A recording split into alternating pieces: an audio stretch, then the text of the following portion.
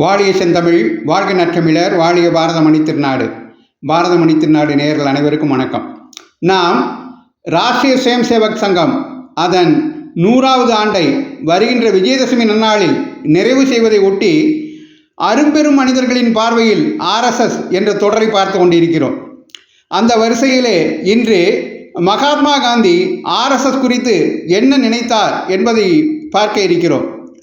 பொதுவாக RSS மீது பழி சொல்பவர்கள் மகாத்மா காந்தியை குறிப்பிட்டு பழி சொல்வதை பார்க்கிறோம்.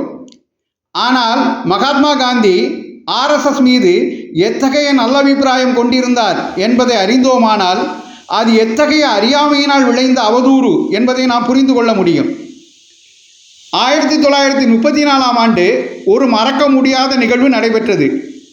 அது என்னவென்றால், வார்தா மாவட்டத்தில் நடைபெற்ற RSS முகாமிற்கு மகாத்மா காந்தி வருகை புரிந்ததும் அதைத் தொடர்ந்து மறுநாள் RSS தலைவர் டாக்டர் எட்கேவர்ஜி மகாத்மா காந்தி சந்திப்பு நிகழ்ந்ததுமே ஆகும். மகாத்மா காந்தி வார்தா மாவட்டத்தில் வார்தா அருகில் சேவாகிராம் ஆசிரமத்தில் அப்பொழுது முகாமிட்டிருந்தார். அந்த இல்லத்தின் நேர் எதிர்ப்பக்கம் RSS முகாம் அமைக்கப்பட்டிருந்தது. வார்தா மாவட்டத்தைச் சேர்ந்த சுமார் 1500 சுயம் சேவகர்கள் அங்கு முகாமிட்டிருந்தனர். RSS முகாம் நடவடிக்கைகளை அவரது இருப்பிடத்திலிருந்தே கவனித்த காந்திஜி அம்முகாமை அருகில் சென்று பார்க்க விரும்பினார். அவரது தனி செயலாளரான திரு மகாதேவ் தேசாயிடம் இதை தெரிவித்தார். உடனே அவர் RSS முகாம் பொறுப்பாளரான திரு அப்பாஜி ஜோஷிக்கு அது குறித்து எழுதினார். திரு அப்பாஜி ஜோஷி உடனடியாக சேவாகிராம் ஆசிரமம் சென்று காந்திஜியை அழைத்தார். உங்களுக்கு எப்பொழுது சௌகரியமோ அப்பொழுது முகாமை பார்வையிடலாம் என அன்புடன் அழைப்பு விடுத்தார்.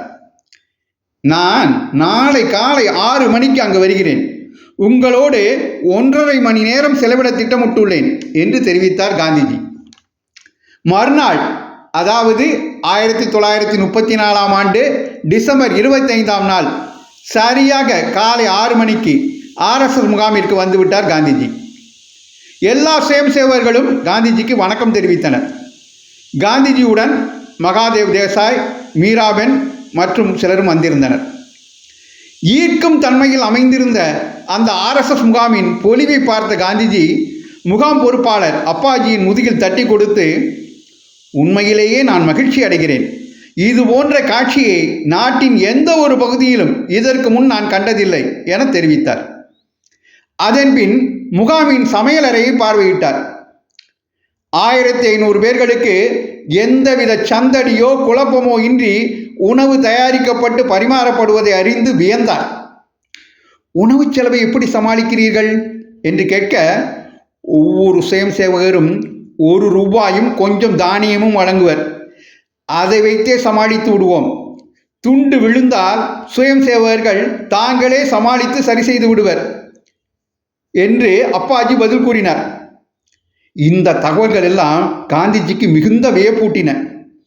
அதன் பின்னர் காந்திஜி நோயாளிகள் வார்டையும், அதாவது யாருக்காவது உடம்பு சரியில்லைன்னா அவங்க இருக்கக்கூடிய வார்டையும், சுயம் சேவகர்களின் டெண்டுகளையும் பார்வையிட்டார். எல்லா சாதி மற்றும் வகுப்புகளைச் சேர்ந்த சுயம் சேவகர்களும் எந்தவித தயக்கமும் கலக்கமும் இன்றி ஒன்றுபட்டு பணியில் ஈடுபட்டிருந்தனர். அவருடைய கணிப்பை உறுதி செய்து கொள்ள சுயம் சேவகர்களோடு உரையாடினார் காந்திஜி. அனைவரது பதிலும் ஒன்றாகவே இருந்தது. பிராமணர், மராத்தா, அஸ்பிரிஷியாஸ், இதரர் என சங்கத்தில் எங்களுக்கு எந்த பேதமும் இல்லை. இன்னும் சொல்ல போனால் சக சுயம் சேவகர் என்ன ஜாதியைச் சேர்ந்தவர், என்ன வகுப்பைச் சேர்ந்தவர் என்பது கூட எங்களுக்கு தெரியாது. அதை தெரிந்து கொள்ள நாங்கள் ஆர்வம் காட்டுவதும் இல்லை. நாங்கள் அனைவரும் ஹிந்து என்ற ஒன்றே எங்களுக்கு போதுமானது. காந்திஜி அப்பாஜியிடம் வினாவினார்.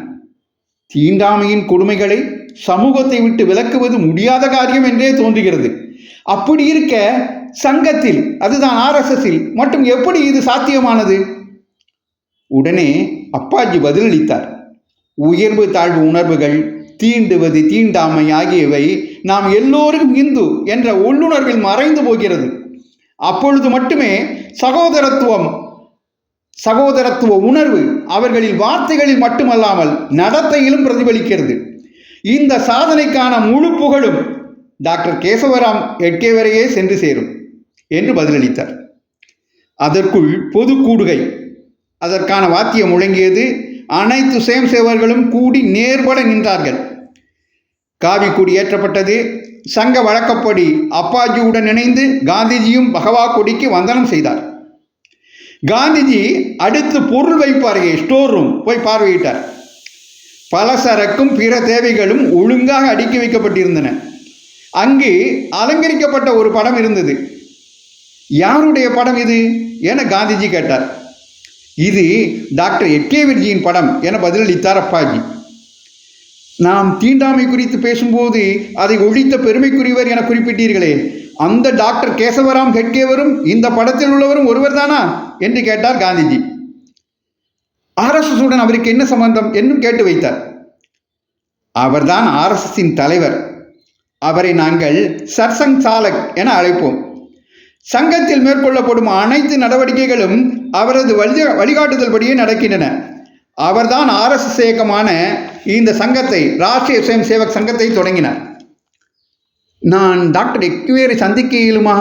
வாய்ப்பிருந்தால் அவரிடமிருந்து சங்கம் குறித்து நேரடியாக அறிய விரும்புகிறேன் என்று குறிப்பிட்டார் காந்திஜி. உடன் அப்பாஜி, நாளை டாக்டர்ஜி ஆர்எஸ்எஸ் முகாமுக்கு வருகை தர இருக்கிறார். நீங்கள் விரும்பினால் நாளை டாக்டர் ஹெட்கேவர்ஜியை உங்களிடம் அழைத்து வருகிறோம் என பதிலளித்தார். அத்துடன் காந்திஜி சேவாகிராமம் ஆசிரமம் திரும்பினார். டாக்டர் ஹெட்கேவர்ஜி காந்திஜி சந்திப்பு குறித்து நாளை பார்ப்போமே. நன்றி. அது காந்திஜி எந்த அளவுக்கு ஆர்எஸ்எஸ் மீது நல்ல அபிப்பிராயம் கொண்டிருந்தார் என்பதை இந்த நிகழ்வின் மூலம் நாம் அறிந்திருப்போம். ஆக இதை அவர் பின்பாடு 1947 நினைவு கூர்ந்திருக்கிறார். அதையெல்லாம் தொடர்ந்து 3 பகுதிகளாக பார்க்க இருக்கிறோம். நாளை டாக்டர்ஜி காந்திஜியின் சந்திப்பை பற்றி பார்ப்போம்.